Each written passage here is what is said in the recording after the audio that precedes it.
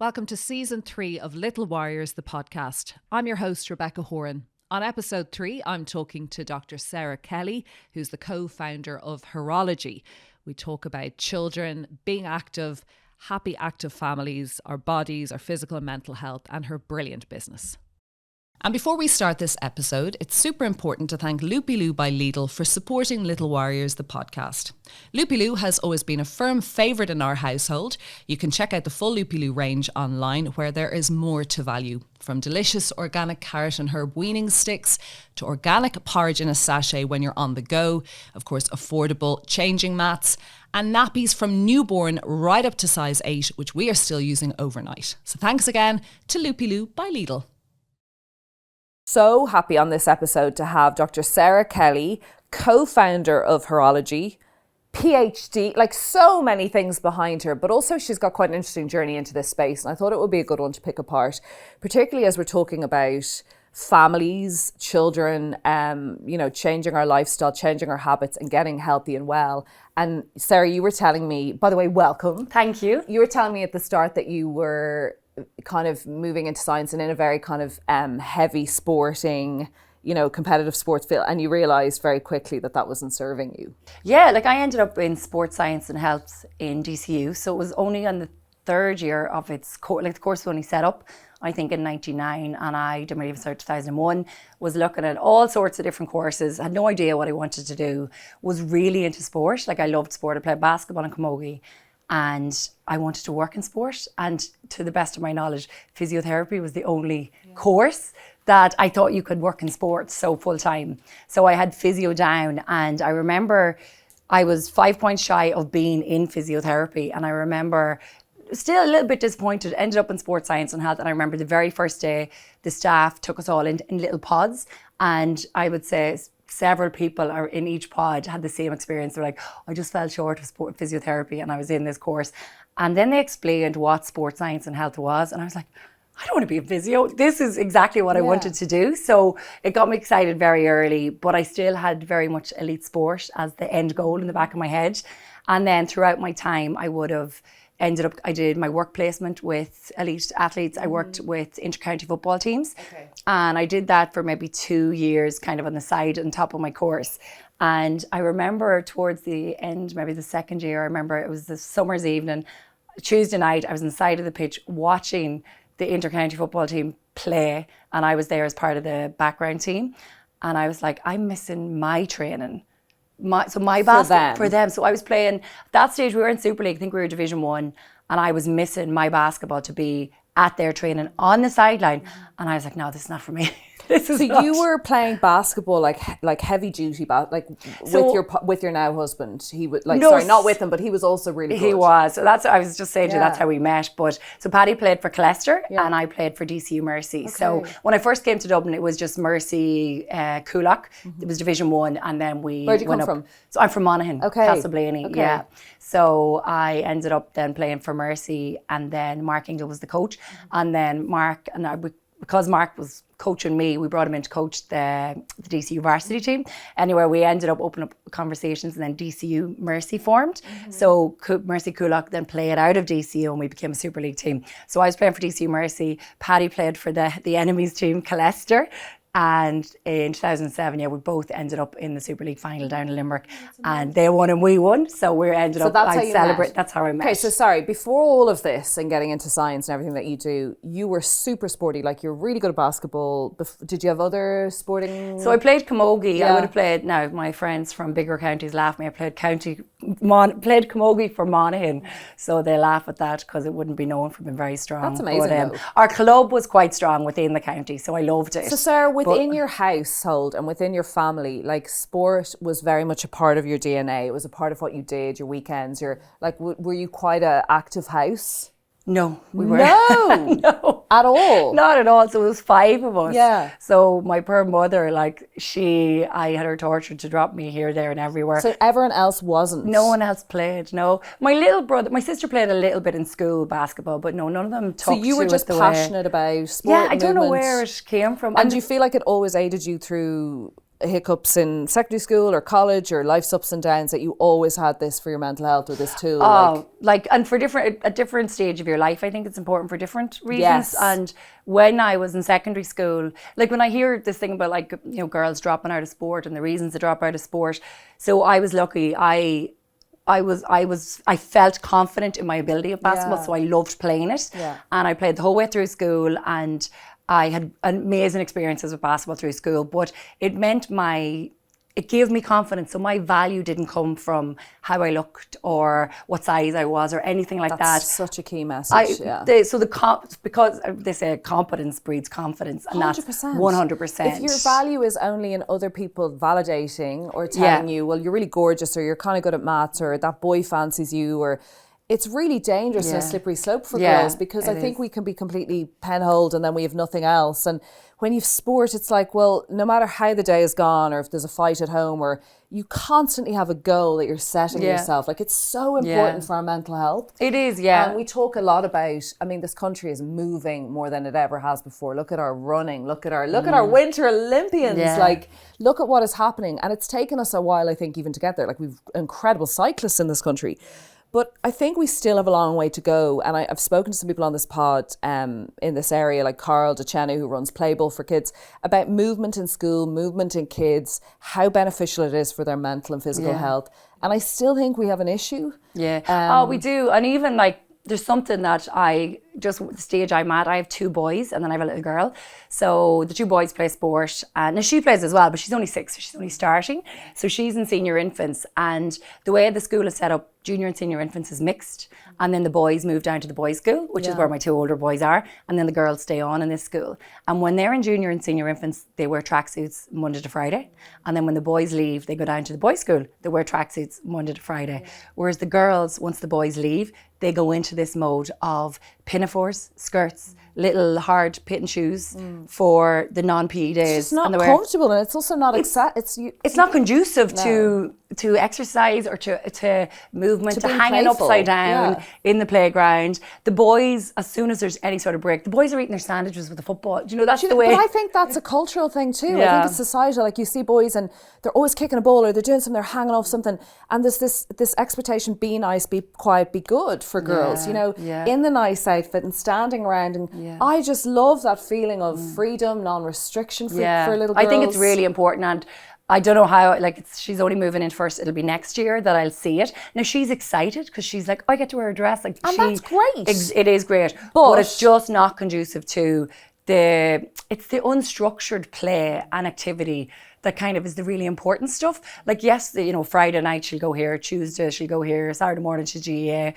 But like, I think it should be just integrated into everything they do. But it's not, and I've had people on the pod who are like, Rebecca, it's not. They're sitting for such a long amount of time in class. Then if they don't like GAA and someone comes up to do it, then they opt out.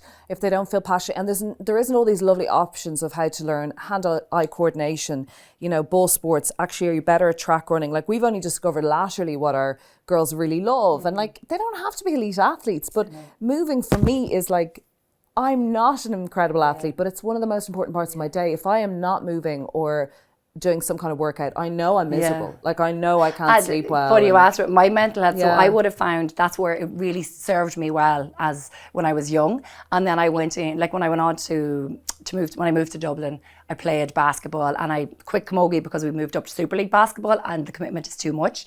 So you don't think about it. You train. These are your days you train 3 nights a week, you have a game at the weekend. So I never thought about it. And it was only whenever I stopped playing sport and I, had my babies, and it was only then that I realized that when it's not there and you have to, make yourself kind of pencil it into your routine, that if I didn't get it, that's when I noticed the difference in my mood. I'm like, we slag each other. But the lag in your motivation. My God. And your, yeah. But the difference in my mood and my day, if I don't move in some way, whether it's a run, it's the gym, whatever it is. I think it's in your I think maybe some people don't need it, but I'm the same. I think especially when you're having babies and you're a little bit slow. Well, I felt it. Like, some people do incredible workouts. Then you have the baby, then you're stuck a little bit at home and you're restricted. Like, I definitely felt, oh my God, I'm going to have my mind. Yeah. Changes your personality. Oh, it does. And even like, I training early in the morning, I find now I would I would have been a night owl, but I've kind of changed my body rhythm kind of. So I'm a night owl for. So I was, but the thing is, if you get up at 5:15 in the morning, you will fall asleep early at night. Whereas I always thought, but if you get up early enough, you're tired that night. You know, it takes a while now to get into it. But I find if I get up and I train before the kids, so now I'm lucky. Do you train 6 or something? 6 o'clock. But I would and find it's religious. You do what, a workout or a run? Or... So I go to CrossFit. Okay. So yeah, after basketball, when I quit playing basketball, because I had the sports science background, I was always like, I know what I'm doing in the gym. So I tried that for a long time, and it was only between baby number 1 and 2 that I was like I was looking for somewhere that I could bring a baby. I was looking for something that I could do. Yeah. And I found this 45-minute class nearby, and it was my first time ever taking part in classes. Because like I said, I was a bit probably cocky, like I don't need a trainer because I know what I'm doing. And it was I just changed my life. So you just show up, you don't have to think about what you're going to do. If you're going to do legs, you're going to do upper body, how many reps you're going to do. You literally just go, it was a class with barbells, kettlebells, and body movement and running, and I loved it. Yeah. And then after that, whenever I was trained there my whole pregnancy on my second, and then they closed down, and then I found CrossFit. And that was just... But CrossFit, like high rock, like... These are such great goal setters. Like you've something to work towards. You don't have to be the best. Like they're just brilliant. It's you against you, and that is. But I've also seen you train for marathons. Like you're amazing. The past few years, I started running again. But that's 1%. Like that's the 1%. You are an elite athlete. Then you're training for marathons. Like I wouldn't say elite. How many have you done? I have 3. Wow. 2 recent. I did 1 pre-babies and 2 post-babies. So you are very fit. Yeah. My 2 post-babies are better time as well. So I'm very proud of that. What are your times, Sarah?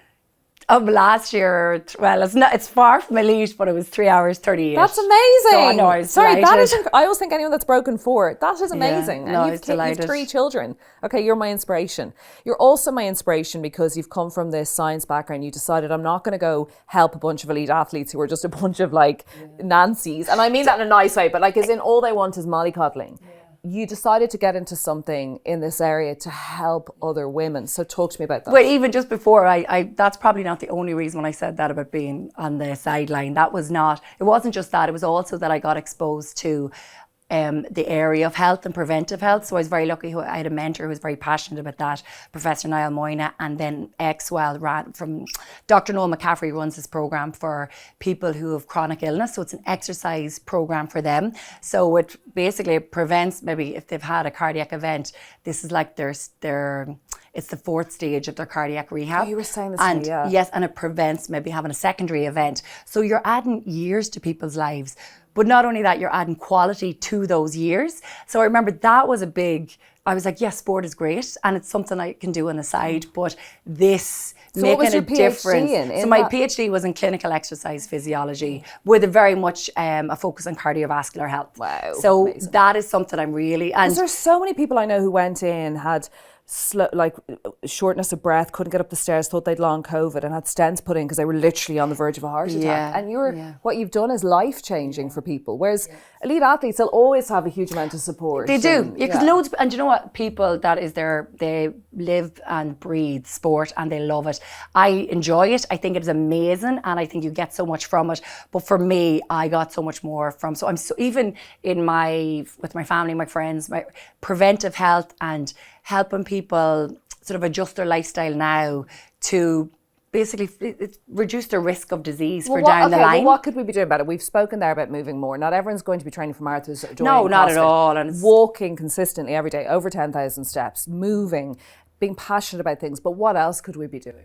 But even like you throwing out that 10,000 steps, like that there's just a number, but like that's unachievable for a lot of people. But why? Because of their routine, because of their support system, because of their job. So if you're someone who has 2,000 to 3,000 steps per day and you hear that 10,000 goal, it's very stressful. But also you're like, I can't even do that, so I'm not going to try that. Okay, so for someone like that, they should aim to maybe add 1,000 every day, or be doing a smaller goal, something smaller and achievable. I think of a goal, wherever you sort of meet people where they're at. So someone just needs to do a little bit more than they're currently doing and they will exponentially improve their health for them. Wow. And it's the people who maybe are starting from the lowest level are the people that are more dejected and kind of feel like there's no point. Yeah. They are the people that get the most bang for their buck. So people who train regularly, say for example... They're already in that plateau. No, but you also, you have to... it would take an awful lot more effort for you to gain the you know what I mean, the amount, an improvement in fitness, improvement in your health, whereas they could reduce their risk factors much more significantly than the change that we could make because we are active every day. So I think talking to people who maybe find they're in that rut, the difference that they can make to their health by just making the smallest amount of changes and increase their activity in whatever way they do it every day. Just a small increment makes a huge difference. Because there's kind of an arrogance in that. That's interesting. That's like, oh, we should 10,000 or 15,000. No. And you're like, well, Rebecca, people are either carers at home or sitting in offices or on trains and they're not able to. And it's interesting you're saying that, like, it's just the cog turning. There's just other ways. There are loads of ways, and it's finding something that suits you. So the stuff that I love, like even I see it in my family, the stuff that I love, my sister's like, ooh, like I'm quite competitive. So I loved the competitive side to CrossFit, and that you go in and you're in a community and it's the most team-like activity that's not a team sport that I have found. But my sister, who's the complete opposite to me, she's not competitive at all. She has come to CrossFit. She absolutely loves it, but she's just there and she's in her own little world. She has got so much more fit than she was, but she wouldn't have the same drive or competitive edge that I have. But there's a place for both of us in that environment, and I think that is amazing. Is your nutrition excellent? Was it always? No. You're not anal about your eating. No. It's more about moving, minding your health, getting tests. See, that's not healthy. Being anal about anything 100%. Is not healthy. Anything that causes you stress or that sort of, like, that's not a healthy way to be. So I know I have a very good understanding, obviously, of what I should be eating. Do I do that all the time? No, because very often it's time, it's what's convenient, it's feeling lazy, like, do you think with families a well-rounded lifestyle? So, like, you know, we poo-poo processed foods and takeaways, but there's a place for the takeaway on a Friday in bringing everyone together, even to get your chats out. There's a place for the quick and easy, and there's a place for the big, elaborate sit-down meals or the healthy. But I think I'm only learning laterally, because I think as young girls growing up in the 90s and noughties, it was all anal calorie watching and what you should and shouldn't look like. And I think now it's like, well, what fits into my day is making me feel full for longer. Do you want to talk to me about Herology, which is so brilliant? So how on earth did this come about? Because it's such a leading brand in Ireland. Thank you. What business women? You and what's Michelle Horan, she's my business partner. So we're 2 years in business now. So we launched. 2 years? Yeah, 2 years. Feels like you've been around forever. Yeah, no, we launched in January 2022. So, or 2024, sorry, but we got together in 2022 and started the process. So just going back for that, I did my undergrad, master's, PhD, everything in DCU. And then I ended up lecturing in Waterford IT, Carlow IT, and then I was back in DCU. What? Lecturing in what? Across the sports science courses, exercise physiology, exercise and health. And I was back in DCU, and I was back as chairperson of my undergrad degree, which was my dream job, is what I thought. And then I was back there, and I remember then I had an opportunity to get involved in another startup. And like I said, I thought this was my dream job. And whenever that came up, I was like, kind of like, oh. And I started then allowing myself to kind of question what I was doing. And I remember kind of looking around and being like, in 10 years' time, do I still want to be, will I be fulfilled? And anyway, I'm not boring you with those details. Anyway, I ended up jumping ship and leaving academia. I love that. 8 weeks pregnant. I love Sally. that. Will I be fulfilled in 10 years' time? I think women at 35 heading into 40, all of those start to go, is this the plan for 10 years? Because if it is, the ceiling is here. What is going to inspire me? I was in an environment that I was looking around me and I was like, is everyone looking fulfilled, happy? And I didn't see what I wanted for myself. And I think I thought when the opportunity arose, do you know what? Someone gave me this advice when I was like, oh, well, won't I? And then what was the risk? You know what I mean? And someone said that, what are you afraid of most? Making the decision and it not working out, and that's the regret, or not jumping and never knowing, and that's the regret? And once that was said to me, I was like, oh, Jesus. Oh, God, what's the risk? I can always go back. And then, look, I believe I'm very employable, and I had that sort of confidence in myself. I have my PhD. I was like, I will get another job. You jumped ship from academia knowing you'll be employed somewhere again. Did you miss it? No. Once I walked out the door. No way. Never looked back. No. And it's funny because I have a great relationship with, people still in DCU or in IT Carlow and Waterford, and they regularly ask me that. And no, I really enjoyed them. I enjoyed the students. But there was something about, like, it's an institution, But so it's it's secure. It's secure and safe, right? Yes, You could have stayed there on your pensionable. I could have. And you'd be grand, right? And that's something I always feel it's very important to say. So I was able to do that. So my husband, like, I am the second, there's 2 salaries coming into our house. So I could take that risk. With a PhD, I did know that I would be able to get another job. So it's not as easy for everyone just to be like, oh, jump and take the risk. So I never felt that it was dangerous or overly we knew I wasn't going to be out on the street, that kind of way. I know. But I did. So anyway, I had a startup. It was granulated health drinks with an older man, actually. And long story short, we pitched for investment, got that, but then we ended up launching in 2020. So in July of 2020, so it was in the height of the pandemic. So we were up against it from the start. Now, we did really well, and we went the route, which we haven't done with Herology, is into retail. Yeah. So we opened up over 750 doors, which was amazing. With all the your Super Values, your Dunnes stores, Tesco, all the health food stores, pharmacies. And I remember even at the stage we're getting in a van and literally, because Super Values are all owned independently, even though they're under the Musgraves umbrella. And I remember in this big van going around opening up Super Values, because you could, the way it was in the height of the lockdown. Yeah. So I was able to go in because I was working in grocery. And I remember, opening up those doors. So it was great experience, and we did really well. But 2022, my business partner passed away. There was other things that it almost was a product that was a bit ahead of its time as well, in the grocery space. But Michelle and I, like, the serendipity of the timing as well with Michelle. So I think it was October 2022, we started chatting, and she was like, would you ever consider, would you, basically she wanted to know, would we come on board together? And I was like, Michelle, I don't know if you heard. And I sort of explained the situation and how my previous business had played out, and she hadn't. So it was really, so we jumped on a call and we ended up talking, I think, for about 4 hours. And then from there, we were like, yeah, let's do this. So very quickly, and Michelle and I knew each other. We always had great respect for each other. So Michelle is 10 years younger than me. And when I was chairperson of Sports Science and Health, she was doing her PhD. So whenever I actually pulled her in to cover maternity leave. So I took her in to lecture. So you knew her, you trusted her. I knew she was brilliant. I knew she was so bright. I knew her supervisor very well. And I knew what she was like as a researcher. And Michelle is phenomenal to work with. But so I had that background on her. And even I would have always followed, she has a brilliant page on social media. So she's Dr. Michelle Horan. She would have been the Fit Clinic. That's where she started out. And I always would have directed people to her if they were looking for evidence-based information. So this is a woman trying to, she's good, you believe what she stands for. People used to ask me, and I'd be like, if you follow Michelle's page, anything she's talking about, anything she says, I would trust it implicitly. So she's like, let's get together. You're like, it's a no-brainer. Literally, yeah. So then we spent, about 18 months basically formulating the products. Wow. And we were really... Why? What were you what are you setting out to achieve for women? Because that's what you do. One of the things, and again, it's with Michelle's experience, so the Fit Clinic is an online a nutrition consultancy business that she very much niched down into female health. So Michelle has worked with thousands of women, and what she would have seen over the years with people who really struggled with their periods, their cycles, their moods, hormones, all of the issues that women face that kind of get dismissed by doctors, or they end up just getting put in the pill, or that's just something you have to accept. You get bad periods, some people don't.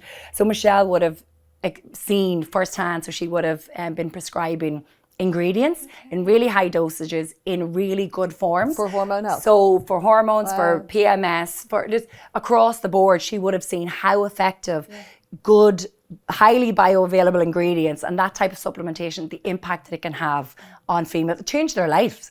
And she would have seen that, but what she had to do is she had to source the ingredients from all kind of single ingredients. So as she said, she had her clients rattling around with all the different ingredients. So our goal was, why can we not put this all in one? So we ended up putting it in a sachet so that we have fit so much in. So balance is what we set out to create. So is this a daily thing that we're to take? Is this something you take with your food? Is this something?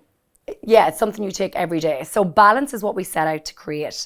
And when we were doing it, we were like, this is phenomenal. And what women age group? so it's all from menstruating women. Okay. And then we were like, this is amazing for women of all ages. If we just add in some really potent herbs, it makes it a phenomenal product for women who are perimenopause and menopause. And what is it doing for us? Is it keeping us, like you've said, balanced? So balance is the word, yeah. But like the whole like hormone balance is sort of it's a silly phrase because your hormones aren't supposed to be balanced. They're supposed to fluctuate.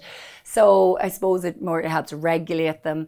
But the big difference, if you take it consistently, it's massive difference in your mood, your energy, if you struggle with PMS, if you struggle with anxiety. Like we have a lot of people that really, really feel like that, and they notice when they don't take it. So that's probably one of the things we get.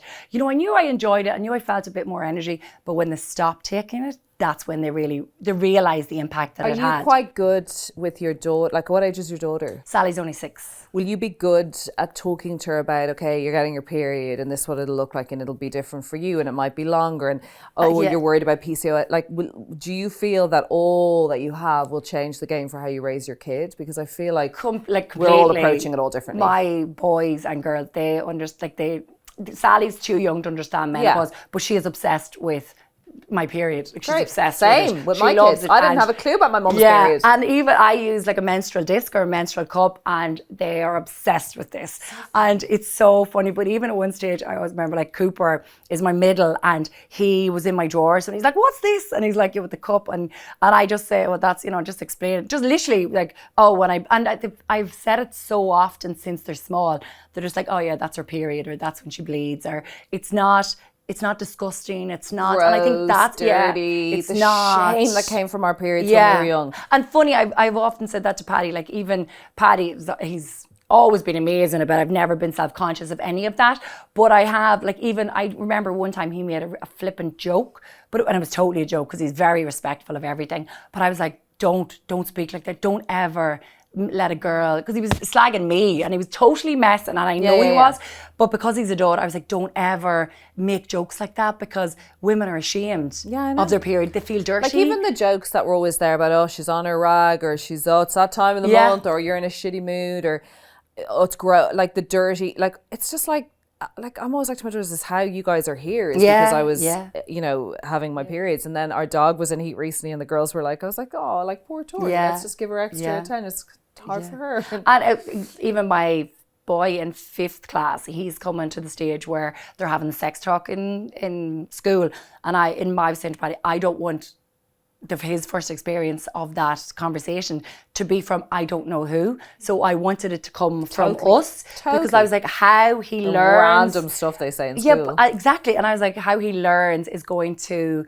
shape his attitude towards it and his comfort with it for the rest of his life. So I wanted to get in there first, Oh my God, you've actually hit the nail on the head. How we learn first. So if you're learning via porn from your mate, or if you're learning from an old fuddy-duddy teacher who's telling you never to have sex because you'll get pregnant, or if you're learning it by putting a condom on a banana, all of these things, or if you learn it through shame and non-consensual experiences, you've hit the nail on the head. It just tees you up for a lifetime of these sexual experiences, as opposed to the really positive ones. Without being like all business, but like it's quite a flooded market, or it feels it sometimes, like with other brands that are like at it for years or coming in, or another one or a similar name. And there's a lot going on in this space for women and what we should and shouldn't be selecting.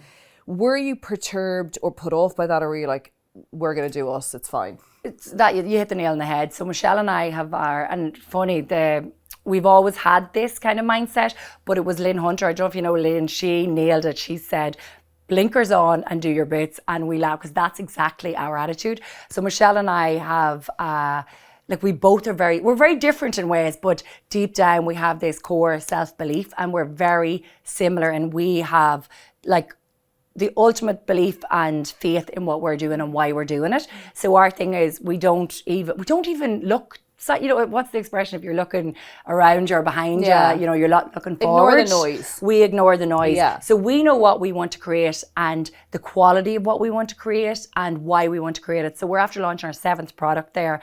And each of those products we are so proud of. And like now, we always say we're not salespeople. So there's a whole thing in the supplements industry. When we were formulating our products, we went to different manufacturers, and we found it difficult to get what we wanted, because they were like, we can't try this version. And we're like, no, that version won't work.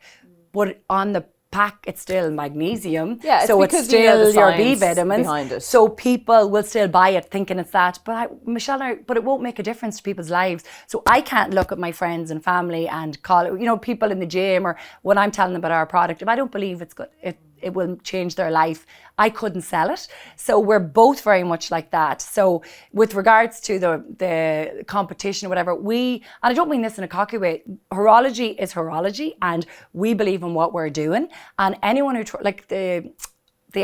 basically the customers coming back, the repeat customers that we get are phenomenal. We're after, like, our subscriptions are something that we're extremely proud of. So we have people that are taking Herology since January 2024 and they're still with us now. So we know that we are making a real difference and changing people's lives. And for us, that's all we need to concentrate on. And what's the aim, like, overall for, you, your family, women's health? Like, what are you just loving that you're in a space where you're helping others? Academia is great, but you're not kind of stuck in that. You're now out there in the world. Do you love that? Well, we absolutely love it, because Michelle and I are in the same space in family-wise. Now, Michelle's kids are a little bit younger. Like, her two is her youngest. Our values are very much aligned. So Michelle and I aren't under pressure. We're not stressed. Whereas when you're in academia, you're always chasing your tail. So this is something, when we created Herology, we made sure that we were aligned in this.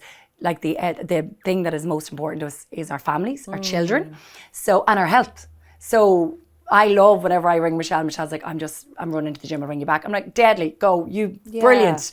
Do you know what I mean? So both of us, whereas I've been in business with men, and this is no disrespect to them, but they were in very different stages of life to me.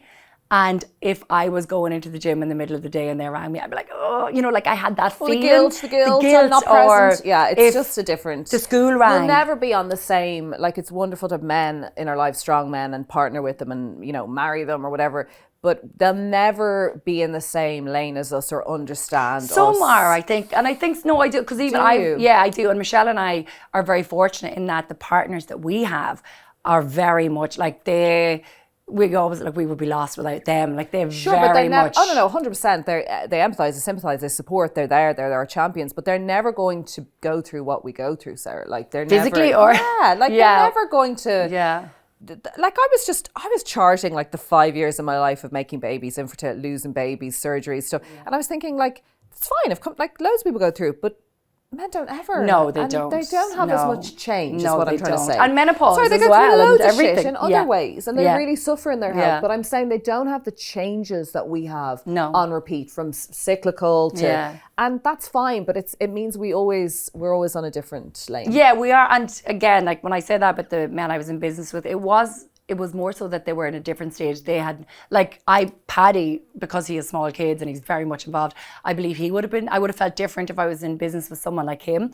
But those men weren't in the same stage as me. So I always had that, if the school rang or if the kids were off. Yeah. Whereas now, if me and Michelle are on the phone and she's like, gotta go with the kid, it's just like, it's fine, it is. So we very much are in the same space and we know what's the most important thing at the end of the day. So Herology it's not causing us excessive stress. We've kept it completely online. So we're not in any retail outlets at all. And we've kept it that way. So we have total control of everything from formulation, manufacturing, all the way through to fulfillment. That's great. And talking to our customers. So we're the people that our customers reach out to ask about the product, so we can explain it, and we totally control the messaging around our own product. And I think that's really important. At this stage, things might change down the line, but it has meant that it has been very manageable for us, which is lovely. You're an inspiration, Dr. Sarah Kelly, co-founder of Herology. But if you don't follow her on Instagram, do, because she makes me want to get up and run. Like, there's such a gorgeous feeling of family, of physical activity, of killing it with your business, and it's a really inspirational story. Thank you. Yes, you worked your butt off, and yes, you were in that space, and that's incredible in itself. But, like, then pivoting ain't that easy. So congratulations, and thanks for coming on the pod. Thanks for having me.